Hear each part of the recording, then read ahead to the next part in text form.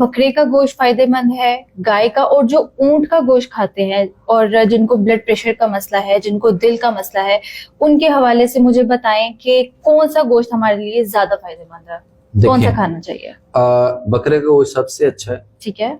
एक बात आपको देने लगा हूँ, आप सल्लम का एक फरमान है तिब्बे नबवी की रोशनी में, दूध एक मुकम्मल ग़िज़ा, इस दूध में से जो निकलता है देसी घी बतौर दवाई शिफा, और इनके गोश्त में बीमारियां हैं। ठीक है।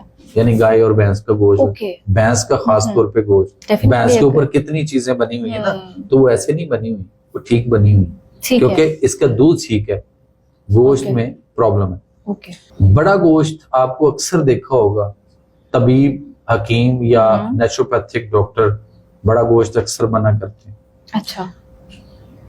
दम करने वाले, तावीज देने वाले अक्सर बड़ा गोश्त मना करते हैं। अभी इसका मुझे आइडिया नहीं है। इसी वजह से मना किया जाता है। बकरे का गोश्त बहुत अच्छा है। उसके बाद ऊंट का गोश्त, तो मैं कहूंगा कि जो देख रहे हैं, अगर किसी ने ऊंट कुर्बानी की है तो प्लीज हमें भी गोश्त भेजिए। इतना अच्छा है। अच्छा। इतना अच्छा है, इतना फायदेमंद। मींस एज कम्पेयर टू गाय के ऊंट का गोश्त ज्यादा फायदेमंद, बहुत अच्छा।